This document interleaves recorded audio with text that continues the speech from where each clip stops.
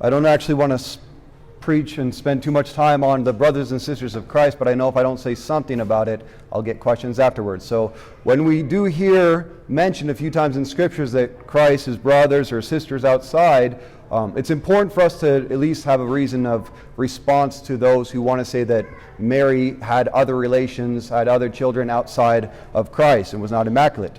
But the word brother adelphos had a very broad meaning in that time. And so it even says it refers to extended family or to even spiritual brothers. So later on, St. Paul says that Jesus appeared to more than 500 of his brothers at the same time. I know Mary's virginity is disputed at times, but no one believes that she had 500 sons, right? But it's the same words used there. And it also, because they didn't have a word for cousin or aunt or uncle, they would just use brother and sister in its place, right? But that's all I want to say about that. That's not what I want to focus on today. I want to focus on the fact that Jesus came to his own people, his native place, and he was rejected by them. And he gives the reason that it's so hard for God's grace to work in the ordinary, the mundane, what we see every day, because it's trivial. And the same danger can happen in our lives too, that we do not recognize the presence of God and the working of his Spirit in our day-to-day life because we discount it as mundane and trivial. So I want to talk about the need to cultivate more a vision of wonder in our own day-to-day lifestyle. And I've been reading a book and researching this idea of leisure based on this book by Joseph Pieper. And it's called Leisure as the Basis of Culture. And he wrote this book, it's really 2 essays, right after World War II when Germany was rebuilding. But he was saying basically if we do not build ourselves accordingly in this time when so much is necessary, then we're not going to live life as God intends us. And I've been thinking about leisure maybe just because I floated the Boise River 2 days in a row this past week, so I had a lot of time to think about it.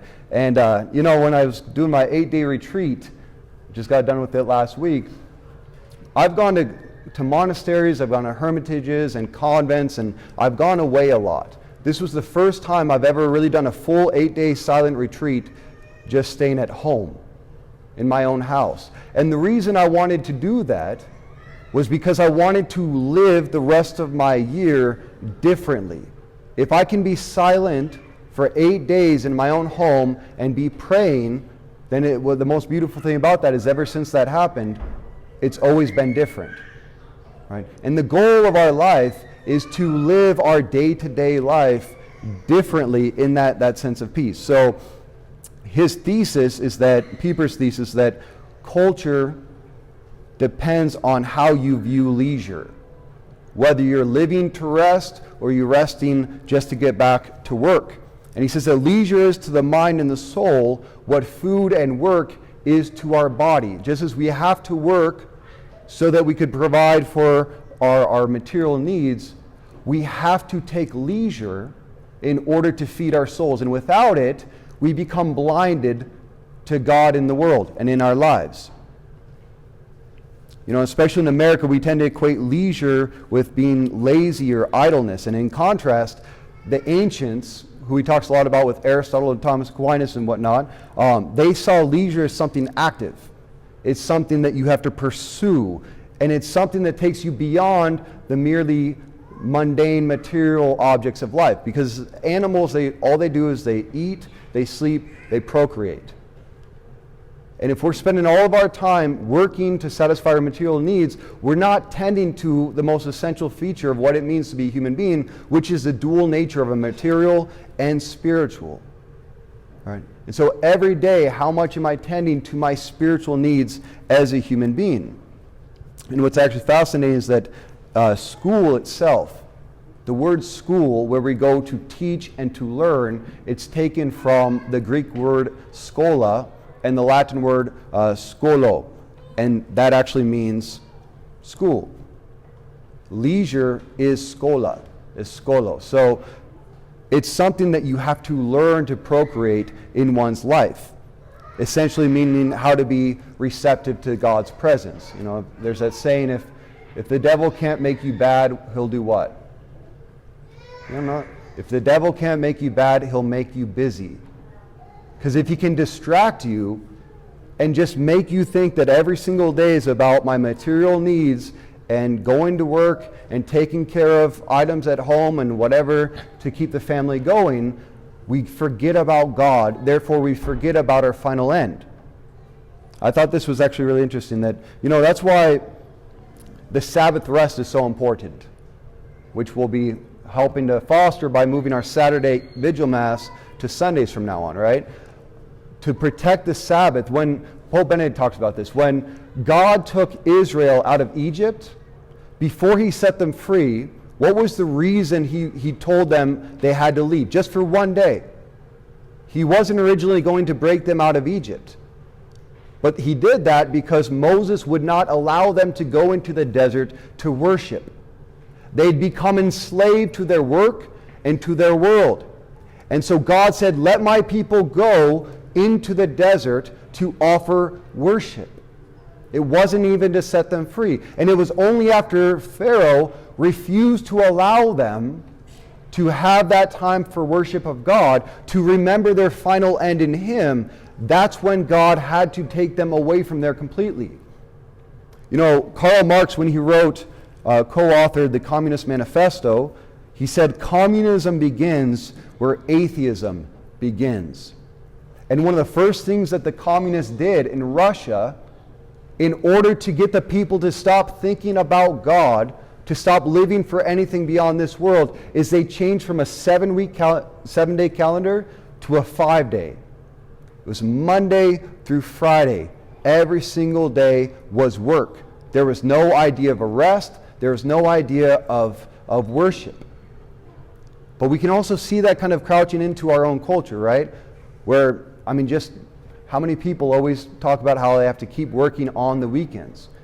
It's the opposite of communism, is the hyper-capitalistic hustle culture, where you're judged according to how much money you're making, how many jobs you're working, how much you can produce, how much you own, and all of that reduces us to a mere animal physical level. So it's in the context of all this where Joseph Pieper talks about the necessity of leisure. And this is what he says. He says that it's not just about weekend rest. It's a mental and spiritual attitude. It's not simply the result of external factors, he says. It is not the inevitable result of spare time, a holiday, a weekend, or a vacation. It is, in the first place, an attitude of mind and a condition of the soul. So am I living my life that I rest is a means to get back to work harder? Or is it I work so that I can rest? Aristotle said this, we are unleisurely in order to have leisure. The goal of life for us should be leisure. But work is necessary to have that leisure. Yet, in our times, it's often the complete opposite of that. There are a lot more babies in this church than there's ever been before. That's a blessing and a curse at the same time. The great thing is I get to go back to an empty home after this and enter my own leisure and quiet time. I don't know, all you with children have a great Sunday. We do, just like as a side note, we do have to be more sensitive about crying babies because it's such a small space. Someone told me you use just as much incense that the cathedral uses. And I said, thank you. And they said, that's not a compliment. They said, your building is like a fourth of the size of the cathedral, right? And so it fills up with smoke really fast, which is my goal. The same thing happens, though, with the crying. And so let's try to be just respectful of other people. So if it gets out of hand, if the college students are crying too much, that's exactly why we put that room back there. Back to leisure. So Jean Corbon, he said that image of Mary at the Annunciation, he said that's an image of everyday life. That's how we're supposed to live. That Mary was open and receptive to God at every single moment, culminating in the Annunciation. And he says that the most fruitful activity of the human person is to be able to receive God.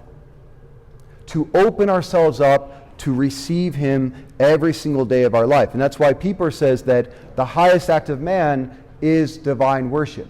Now you think about it, Protestantism, if you go to a Protestant Mass, there's a lot of people that go, but it's very emotional. The reason that they have to have a band there going on at the same time and everyone's screaming on their hands, you know, hooting and hollering, it's because they have to create the experience because it's emotive. But that's also part of our animalistic nature, right? The deepest part of man is a soul in contemplation and open and receptive to God. That's why when we come to Mass, it's hard to stay focused. Especially when we go into the Eucharistic prayers. It's hard to stay open and receptive to what is going on, but that's exactly where we're learning to perceive the divine presence. And it's the people who go to adoration, who spend time in prayer throughout the week. They come to Mass and they get so much more out of it because they've cultivated their soul to be receptive to the presence of God. But in our times of faster that we move, and when we just see Sunday Mass as an hour obligation we get through, we become blind. And you ask somebody, you know, if they even understand what the Eucharist is, and they won't have an answer for you. That's why leisure, it's how I view the world. And am I looking at every single moment as God communicating himself to me? Or do I get so lost in going from one thing to another that all I'm thinking about is really my material end as someone who produces? So for example, you know, what is the type of leisure that, what I'd really encourage everyone to do is look into this on your own. Like, what are types of leisure and how much time do you spend with just leisurely activities, whether it be like learning an instrument. I'm just now learning the mandolin. And when I went into seminary 15, 16 years ago, it's a lot of time for that kind of thing. But one of the priests said to me at that time, when I picked it up, he said, well, how is that going to help further the kingdom of heaven? You know? And it was, he had his reasons, but it took away any desire for me to do that, because I was like, oh, it's not productive in itself. You know, now I'm out there in my backyard playing mandolin, and I get more people coming by and having conversations than ever. So it is kind of helpful for the kingdom. But learning an instrument is something that doesn't have an end in itself, but it's beautiful and it's good, it's meditative. Whether it be waking up earlier every day. If you wake up and the first thing you have to do is rush to get to school or to work, you're not having that time to just be with God, to contemplate. So waking up earlier in the morning and beginning with prayer, with reading a book, helps cultivate that leisure mentality throughout the day. Turning off the phone an hour before bed or TV, just sitting on the front porch, going on walks with the family. One person said to me that the greatest moments of his life is when he was just at home and his children were playing board games and his wife was there hanging out with his daughter, and he could just look at his family and be with his family and appreciate. Right? So when you're talking about leisure, it's not just finding hobbies, but what makes you appreciate your vocation, your life? What fills you with gratitude for your family, with where you are and what you're going through in life? Leisure and gratitude go hand in hand. Just looking around the world, thanking God for this season, thanking God for being in Boise, thanking God for your family, whatever it might be, rather than just going from one thing to another. It's going from, what they say is going from why to wow. And I had this moment with my spiritual director where during my retreat, I was just so overwhelmed and thankful for the gift of the priesthood. But I asked the question, you know, why was I called? Why did God choose me for this? And my priest, he said to me, try asking wow. Or try not saying why, but look at God and say, wow, you chose me. It's not about understanding reality, it's about gazing in wonder at the reality of our life. And the apex of that wonder is the Holy Eucharist. To the degree that we truly understand Christ's presence coming to you right now, wherever you are in your life, understanding Christ's presence with wonder and with gratitude forms our mind for the rest of the week of how we live. And that's the goal of leisure, to rejoice in being the gift of life itself and where we are. And without that, everything becomes mundane, ordinary.